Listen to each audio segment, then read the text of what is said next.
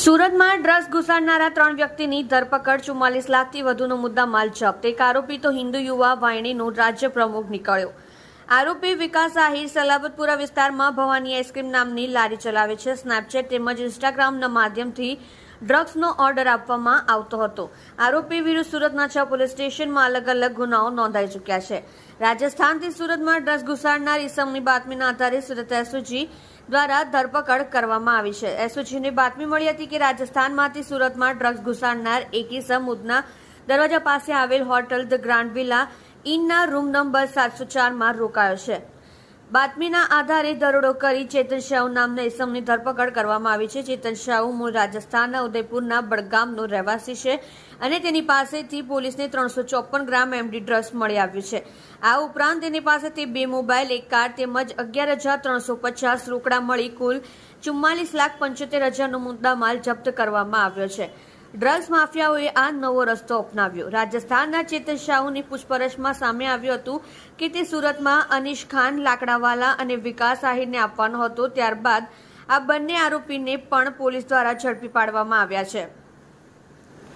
રાજસ્થાનના ચેતનની પૂછપરછમાં વધુ ખુલાસા થયા હતા કે અગાઉ મહારાષ્ટ્ર તરફથી ડ્રગ્સનો જથ્થો સુરત શહેર ખાતે ઘુસાડવામાં આવી રહ્યો હતો અને સુરત શહેર પોલીસ દ્વારા આ ડ્રગ્સ સપ્લાયર તેમજ પેડલરોને ઝડપી પાડવામાં આવ્યા હતા અને મહારાષ્ટ્ર તરફથી આવતી ડ્રગની સપ્લાયની ચેઇન તોડવામાં આવી હતી. તેથી ડ્રગ્સ માફિયાઓએ આ નવો રસ્તો અપનાવ્યો છે અને રાજસ્થાન રૂટ થઈ તેઓ ગુજરાતમાં ઘુસાડી રહ્યા છે. આરોપી ભાજપનો કાર્યકર્તા.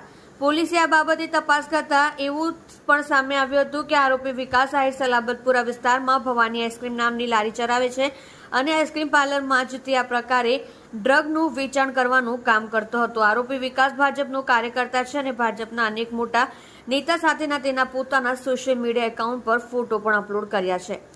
આ ઉપરાંત આરોપી વિકાસ LLBના સેકન્ડ યરમાં વીટી ચોકસી કોલેજમાં અભ્યાસ કરે છે.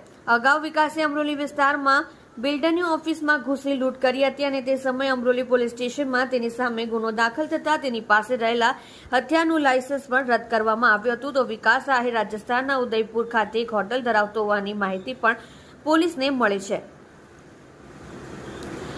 સુરત શહેર પોલીસ દ્વારા છેલ્લા 1 મહિનાથી આ ઇસમોને પકડવા માટે તેમના પર વોચ રાખવામાં આવતી હતી અને બાતમીના આધારે રાજસ્થાનથી જે ડ્રગ્સ સપ્લાયની ચેઇન હતી તેને તોડવા માટે પોલીસ પર કામ કરી રહી હતી. અંતે પોલીસને રાજસ્થાનથી ડ્રગ્સ સુરત લાવનાર ચેતન શાહુને પકડવામાં સફળતા મળી.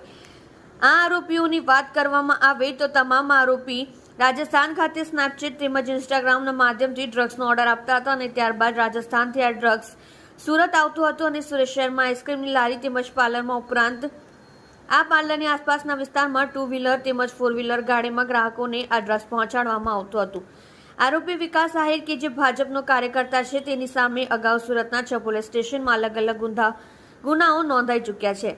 આરોપી અનીશ ખાન સામે પણ અગાઉ ખટોદરા, સચિન અને અલથાણ પોલીસ સ્ટેશનમાં 3 ગુનાઓ નોંધાઈ ચૂક્યા છે. આરોપી અનીશ ખાનની પૂછપરછમાં સામે આવ્યું હતું કે અગાઉ 2017માં તેને એક તાલિબ નામના ઇસમનું અપહરણ કર્યું હતું અને ત્યારબાદ તેની હત્યા કરી તેની લાશને ડુમસની ગટરમાં નાખી દીધી હતી અને આ મામલે તેની સામે ખટોદરા પોલીસ સ્ટેશનમાં અપહરણ તેમજ ખૂનનો ગુનો દાખલ થયો હતો.